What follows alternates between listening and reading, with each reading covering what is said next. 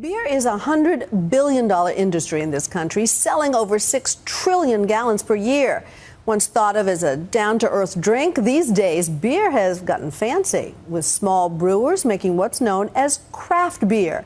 And sales are exploding, up 15%. So what's that doing to the beer business?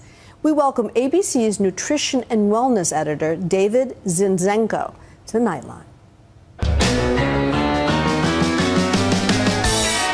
Oh, man. It's one of America's favorite pastimes, celebrating summer with a cold one. Cheers! Beer is having a big moment, a revolution of sorts. From festivals, I'm here to taste as many beers as possible, to tours, We love beer. to beer gardens. Now I have a greater appreciation of all the work that goes into them. In the old days, beer was the downscale beverage of choice of down-to-earth movie characters like Bluto in Animal House. Have a brew. Don't cost nothing. Or Smokey in Smokey and the Bandit. But these days, beer is taken as seriously as fine wine.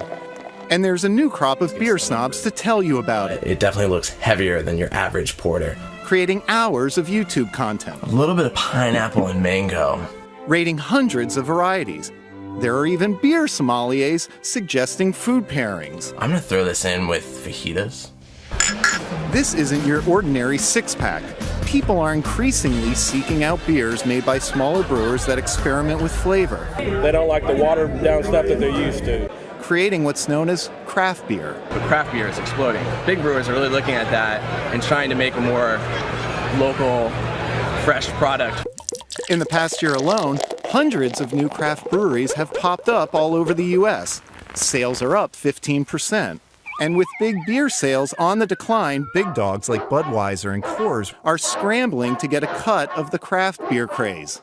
If there was ever going to be a beer war, this is how Miller would have wanted it to go. But these days, a real beer war is brewing between the big beer giants like Anheuser-Busch and microbreweries. The competition will make us a stronger brewery. It forces us to innovate. It forces us to get better. But I tell people, drink the beer. Don't drink the advertising or the marketing, and may the best beer win. The maker of Budweiser, who owns nearly 50% of the American market, now admits they were complacent. But we weren't necessarily paying attention to some of the things that are happening around us. To see the front lines of this beer battle, Ready? Let's go. we hopped on a beer bus. This prohibition was a party for beer. Here, people are serious about their beer. I like Miller High Life, actually. The champagne beers. Do you have more of an appreciation for craft brews? Definitely. I can't go home and drink it, of course. We started our journey at the largest craft beer maker in the country, Welcome to our brewery. Boston Beer Company, home of Sam Adams. One of the things that I as a brewer love to do is take beer where no beer has gone before. Jim Cook started brewing in his kitchen 30 years ago. Now he ships 2.7 million barrels a year, with over 50 different kinds of brews. These are hops. They give beer its spiciness and a lot of its aroma. But often that flavor comes at a price. On average, a six-pack of craft beer will cost you a few bucks more than the big brewers' brands. Clearly, customers are willing to pay up.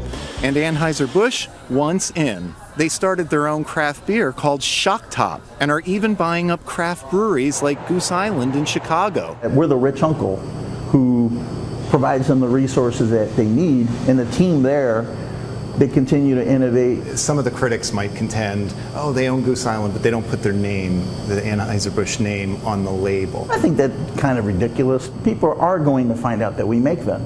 And actually, it's a source of pride for us when people do find out that Anheuser-Busch makes a beer. But Jim Cook of Sam Adams thinks it's a sly marketing move. Well, I get a little bit of a chuckle when the largest brewer in the world, wants to pretend like they're little Sam Adams. Even though it's kind of annoying to have the big brewers basically pretending to be us, my feeling is like, well, what are you going to do? Craft brewers are the ones who are creating this excitement.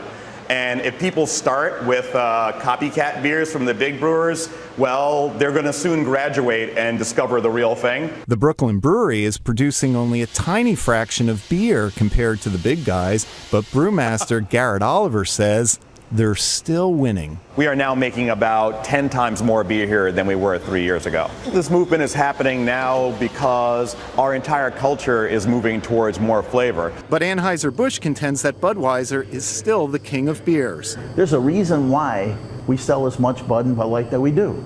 It's because people like it, and it's good. Does it disappoint you or annoy you when people refer to it as the yellow fizzy stuff? I take it with a grain of salt because those guys know how hard it is to make a lager. But regardless of who you think makes the better beer, it's clear the beer renaissance is here to stay. For Nightline, I'm Dave Zinzenko in New York.